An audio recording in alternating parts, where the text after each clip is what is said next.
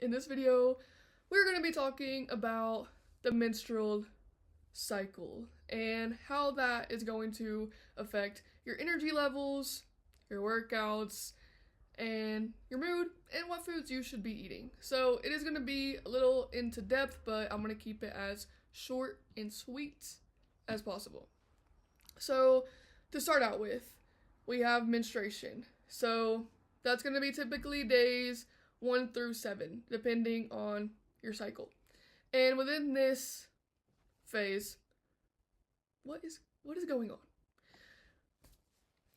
We're bleeding.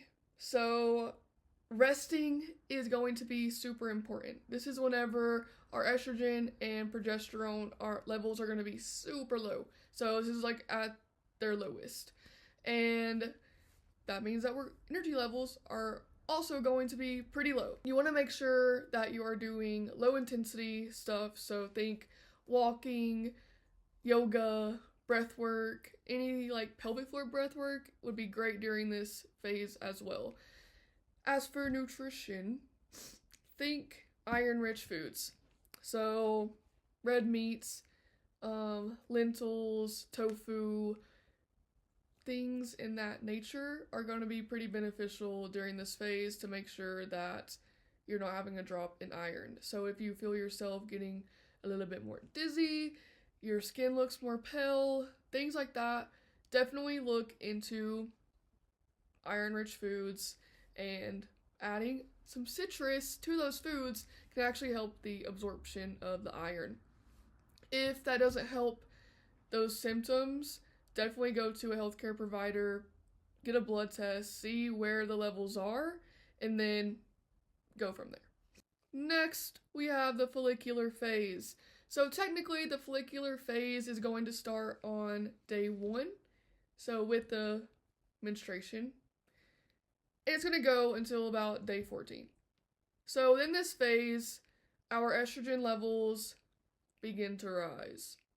And this means that our energy is rising. As for your fitness, this is whenever you can start strength training. I would still be on the lighter side of things, going into the moderate side. So think HIIT training, adding some cardio, getting your heart rate up more.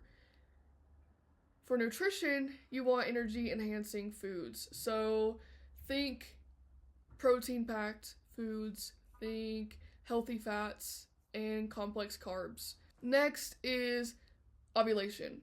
So ovulation is really quick. It typically only lasts 12 to 24 hours. And this is whenever we have a peak in estrogen. It's whenever our other hormones that play important roles are kind of on the rise as well too.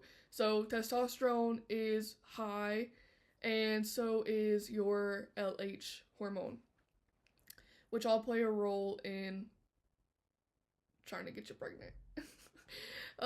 So for ovulation, this is whenever we're most fertile and we're ready to lift. We have all the energy, right? So think PR. Think I'm lifting heavy, focus on heavier lifts. Even if you are like a HIIT person and you like doing that, think really high intensity. So you're really pushing yourself during this short period. So utilize it. And then as for nutrition, you also want to think anti-inflammatory foods. So anti-inflammatory foods such as berries, delicious, things like that. We have a lot of hormones that are rising, which can lead to inflammation in your body. So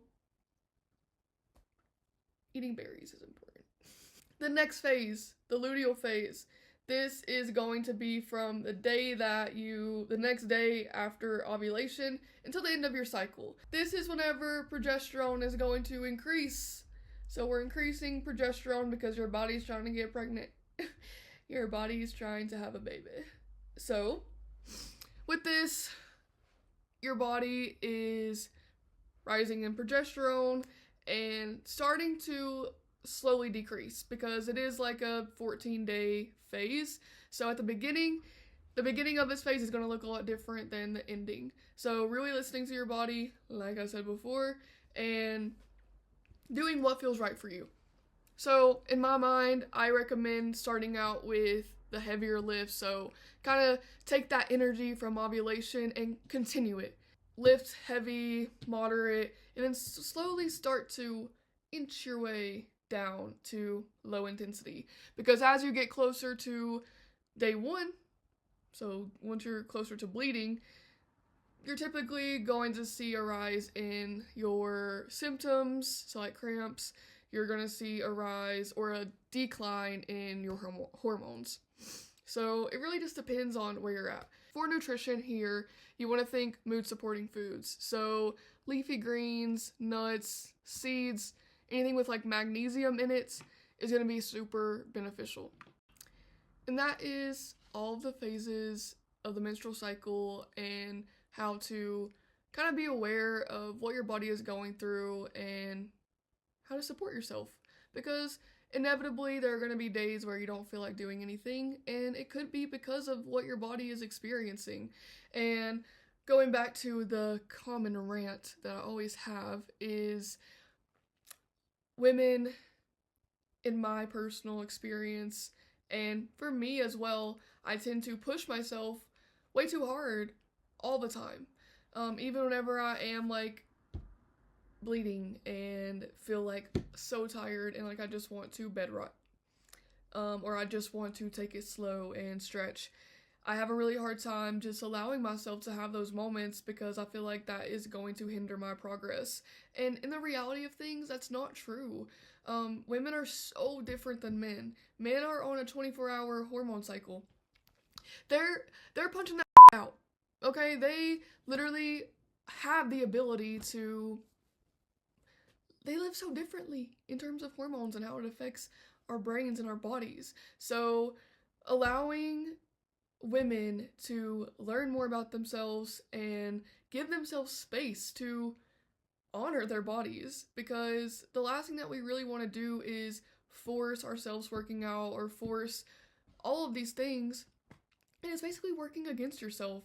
So really taking a step back and learning about your body, learning about the hormones that are reacting and doing all the things that they do in the body is the first step to truly allowing yourself to live effectively and healthy, in my opinion. So I hope that this video gave you a good starting point on what your body is going through throughout your cycle. And if you have any questions, please comment below. And yeah, thanks for watching.